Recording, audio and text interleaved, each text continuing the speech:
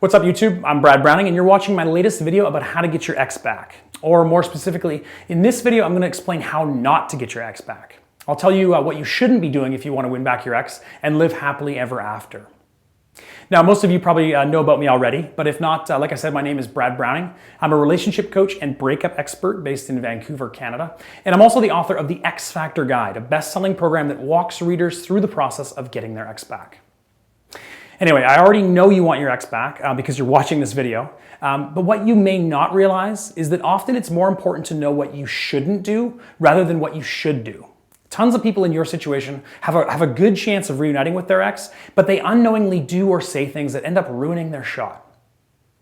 Now, there's two reasons people do dumb things that push their ex further away and hurt their chances of getting their ex back. The first reason is because they get overwhelmed with emotion and they can't control the urge to say or do something that they know is probably a bad idea. For example, if the breakup ended as a result of cheating or a big argument, a person might send their ex an angry message full of, hurtful comments. You know it's a dumb thing to do, but you can't help yourself. Now, obviously, you don't need me to tell you that this kind of like impulsive, heat of the moment things, they're a bad idea. But hopefully you've got the self-restraint to avoid doing stuff like that. And the second reason people do dumb stuff that ruins their chances of getting their ex back is a lot more common. It's because what you think is the right course of action to get him or her back, what seems logically to be the obvious right way to change your ex's mind about breaking up, is actually the complete opposite of what you should be doing. So let me give you an example. Most people in the weeks after a breakup, they try to reach out to their ex and talk to them about their relationship and the breakup. Maybe they'll be looking for closure. Maybe they're trying to convince their ex to give them another chance. But either way, doing that is actually an absolute 100% guaranteed way to make things worse. You don't want to be talking to your ex at all in the first few weeks after the breakup, even though it probably seems like an obvious thing to do at first. So even though it's counterintuitive, avoiding any contact with your ex is a must for some time after the breakup. Just trust me on this. Even if you think you've got something to say that will change his or her mind, just don't talk to your ex. For the first while after your breakup, you want to shock your ex into experiencing how difficult it is to deal with your sudden disappearance from their life. I mean, your ex was used to having you around all the time, and when you suddenly vanish, the pain and the feelings of missing you, they're going to be a lot stronger if you completely disappear than if you continue to talk to your ex regularly. And another common mistake, and a great thing to do if you want to blow your shot at getting back together, is to talk with your ex about the relationship or the breakup. Pretty much any kind of serious discussion, where you bring up old drama, go over old arguments, or discuss the things that led to your breakup, is going to be a recipe for disaster. This type of stuff is what caused your ex to lose his or her feelings for you in the first place. It's what caused the collapse of your relationship. So how is rehashing old disputes or revisiting problems from the past relationship going to make your ex want to take you back? All that does is remind your ex why they wanted out in the first place. So what you need is for your ex to let go of those bad memories and problems that led to the breakup. And in fact, studies have shown that negative memories tend to fade over time much more quickly than positive memories, meaning that after your period of no contact after the breakup, that can help your ex to forget about the negatives and latch onto the more nostalgic and positive stuff. Every time you talk with your ex about the relationship or you engage in any kind of bickering drama or mind games, you're only digging yourself a deeper hole and making yourself look less attractive in the eyes of your ex. See, the thing that many people don't recognize is that the key to getting your ex back is to change their perception of you from loser ex who isn't right for me into great catch that I'm compatible with. Obviously, because you've broken up, your ex thinks of you in a negative light, or at least the level of attraction has faded to the point where they no longer want to be with you.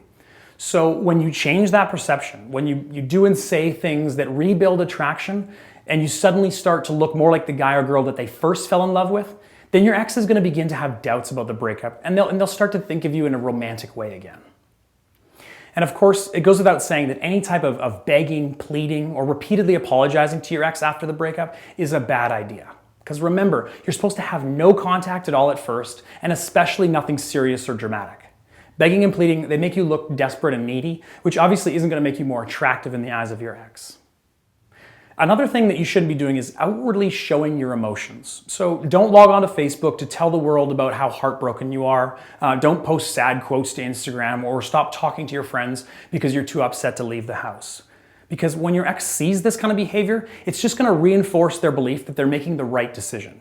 If you get on with life, you act positive and upbeat around other people, and you begin moving on with your life, your ex is going to second guess their choice to let you walk out of their life. And ideally, you want your ex to think you're actually thriving since the breakup, because it'll be unexpected, and it can cause a little bit of jealousy, which can also be extremely useful in getting them back. And finally, if you want your ex back, you should avoid spending all your time worrying about what he or she is doing. I know it's tempting to stalk your ex on Facebook, to talk to mutual friends, and to overanalyze every word that comes out of their mouth. What does it mean? Do they miss me? Is that someone new they're dating? Don't drive yourself nuts by constantly trying to analyze what your ex is doing and what it means. It really doesn't matter anyway. You can't control what your ex does, but you can control your own actions. So that's where you should focus your time and your effort. Now, before I finish this video, let's quickly review some of the things that you shouldn't be doing if you want your ex back. No begging, pleading, apologizing repeatedly, or promising to change. No serious talks, no discussing the relationship or the breakup, no arguments or bickering. And as much as possible, no talking to your ex at all for a few weeks after the breakup. No sad Facebook posts, no spending nights at home alone, crying to yourself or endlessly whining to the world about your heartache. And no stalking your ex or overanalyzing every little thing they say or do. If you can successfully avoid doing these things, then you're already in much better shape than most people in your situation. And if you have already made these mistakes, or you want to learn more about how to rebuild your ex's attraction and eventually win them back and start fresh, then the next video you should be watching is the one on my website. The URL for that video is www.breakupbrad.com, and you can head over there after this video. Just click on the button and select your gender, and you can watch the full free presentation. In that presentation, you'll learn some sneaky psychological tactics that'll help win back your ex, and you'll learn what you should say to your ex to actually make them want you back. And again, the link for that video is breakupbrad.com. And if you enjoyed this video or you learned something, please hit that like button below. I really appreciate it. And I also enjoy reading your comments and answering some of your questions, so feel free to comment below and I'll get back to you as soon as I can. All right, YouTube, that's it for now. Thanks so much for watching. We'll see you next time.